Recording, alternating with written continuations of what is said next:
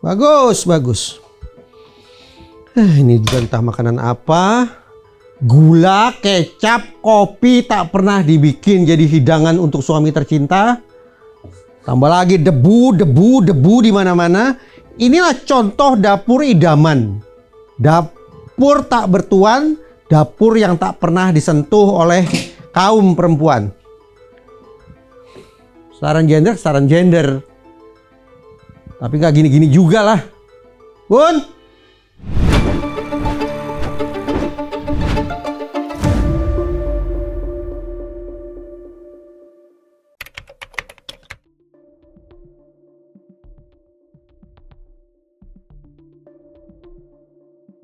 Amkoga. Apa coba Amkoga? Jadi ceritanya begini. Sekian waktu lalu ketika saya ke Fukushima, Jepang, saya masuk ke dalam lift hotel.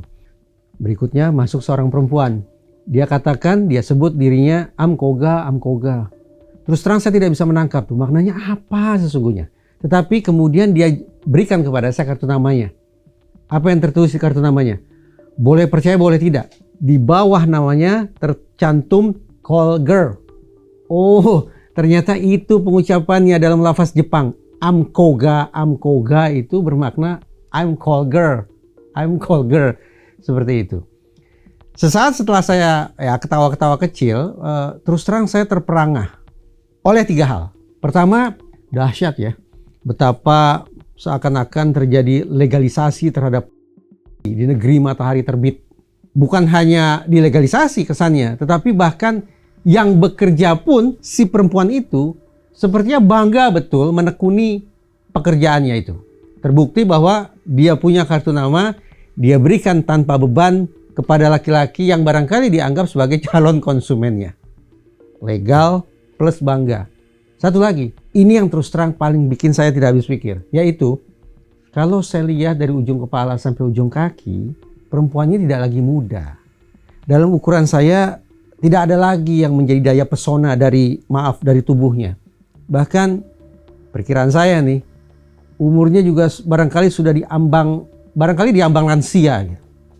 Saya buka-buka buku, buka-buka referensi, ternyata memang di sejumlah kawasan di Jepang itu ada loh layanan yang pekerjanya, saya ulangi, pekerjanya memang sudah berusia sepuh. Ini yang disilakan sebagai granny, usia nenek-nenek. Atau kalau di Korea Selatan sepadan dengan apa artinya entahlah itu. Intinya adalah ternyata bisa-bisanya kaum hawa sudah di ujung usia masih menjajakan dirinya. Itu 3 hal yang bikin saya kaget. Tapi begitu saya coba perdalam, kenapa ya bisa-bisanya sampai para perempuan yang menjelang lansia ini bekerja di bidang seperti itu, ini justru merupakan ekses negatif dari tingginya kualitas kesehatan orang-orang Jepang.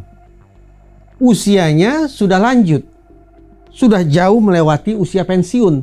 Padahal kebutuhan sehari-hari tetap harus dipenuhi. Caranya bagaimana? Berwira swasta tampaknya berat.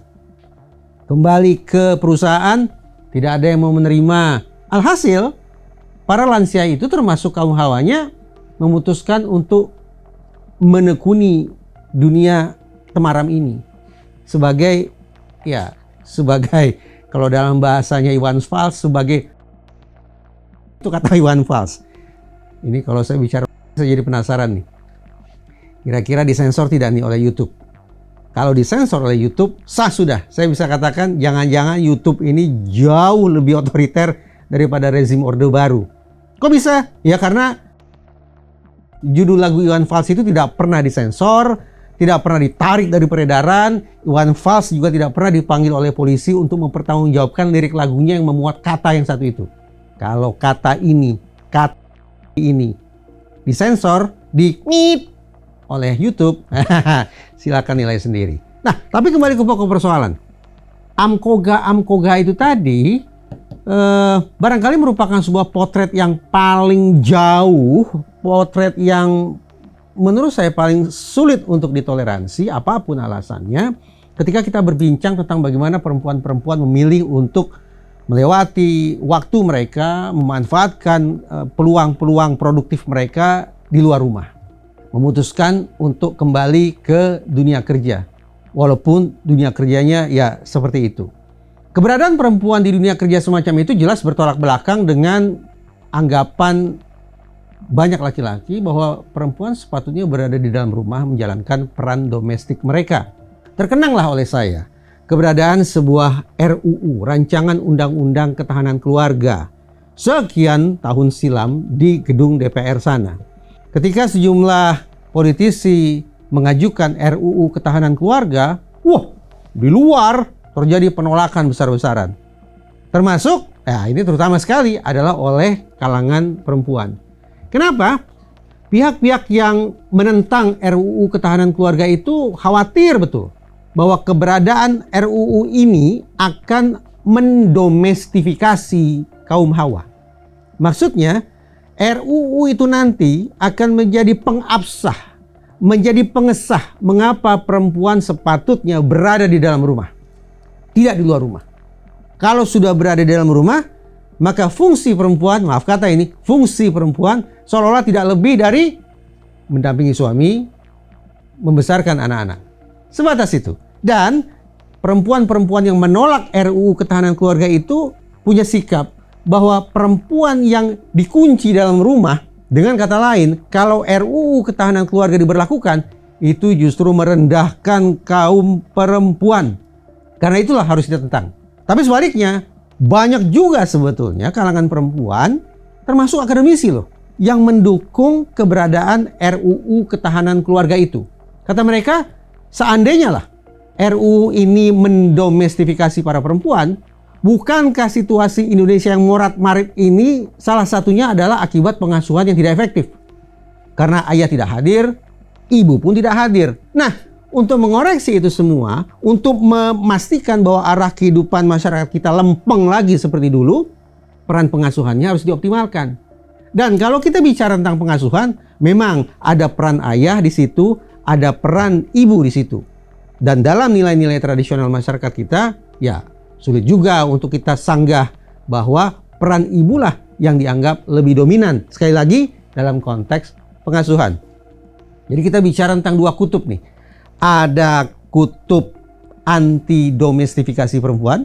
Perempuan harus punya kesempatan untuk bermanfaat seperti halnya laki-laki. Tapi ada juga kalangan yang katakanlah pro domestifikasi perempuan. Perempuan sepatutnya secara kodrati tidak pernah meninggalkan kediamannya, berada di dalam rumah.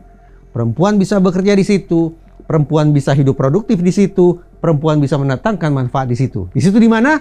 Di rumah. Lantas, ya pastilah setiap kubu punya pro, punya kontra. Teringat pula oleh saya tentang situasi di India. Ini serius ini.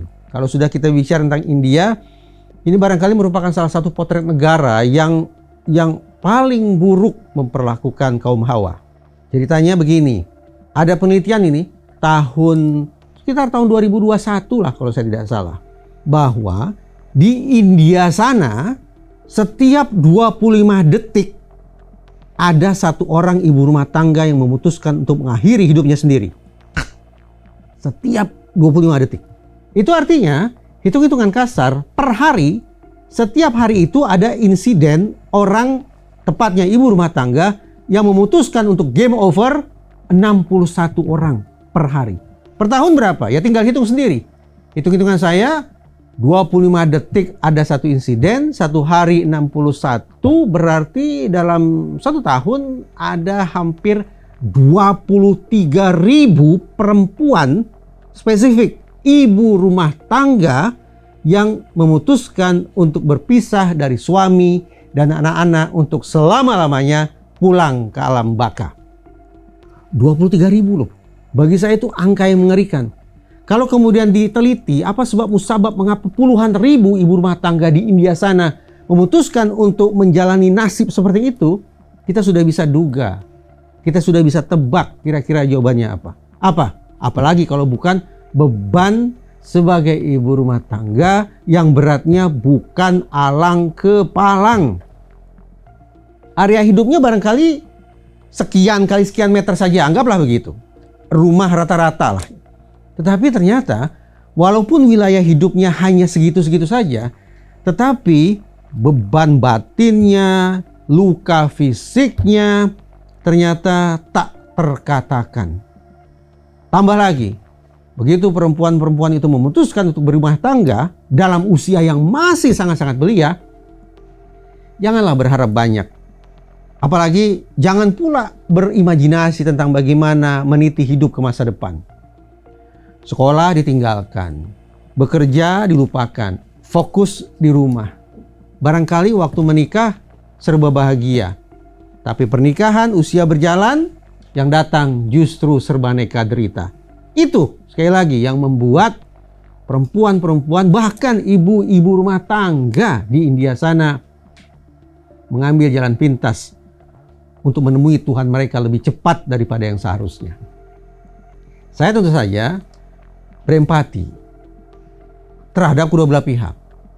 Karena itu saya tidak mau membentur-benturkan antara laki-laki dan perempuan. Saya tidak sreg tuh dengan kalangan yang menganggap bahwa antara laki-laki dan perempuan harus berkompetisi. Yang satu harus lebih unggul daripada yang lain, tabrak-tabrakan, balap-balapan seperti itu. Saya tidak bersepakat dengan itu. Ada juga pihak-pihak yang kalimatnya sih bagus ya, mengatakan kesetaraan. Tapi saya curiga nih, nun jauh di lubuk hati mereka justru adalah supremasi. Bahwa saya harus lebih unggul daripada pihak sana. Itu pun saya tidak sepakati. Yang saya anggap ideal adalah compatible, kohesif, komplementer. Maknanya laki-laki punya kehebatannya, tapi juga punya kelemahannya. Perempuan setali tiga uang, punya kebagusannya, tapi juga ada kejelekannya. Nah, dengan keinsafan bahwa ternyata kedua makhluk Tuhan itu sama-sama tidak sempurna, maka agar sempurna, yang mereka memang harus komplementer. Harus saling melengkapi. Harus compatible, mencari kecocokan satu sama lain. Sehingga kelemahan suami bisa ditutup oleh sang istri, kelemahan sang istri juga bisa dikompensasi oleh kehebatan sang suami. Termasuk dalam konteks pengasuhan. Jadi tidak ada tuh istilah, bagi saya ya, oh yang namanya satu jenis kelamin adalah primary caregiver, yang niscaya lebih dikdaya daripada jenis kelamin lainnya. Saya tidak sepakat.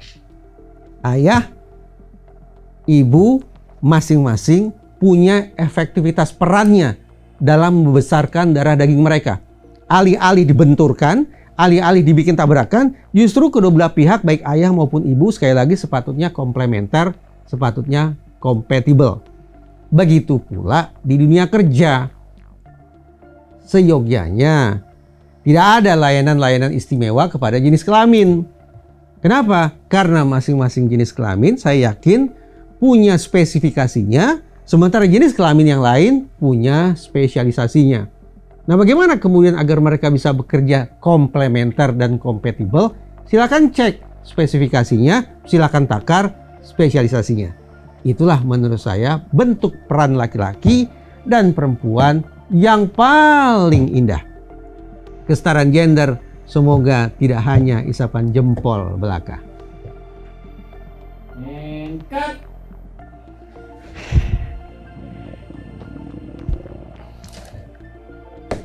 Mau gorengan?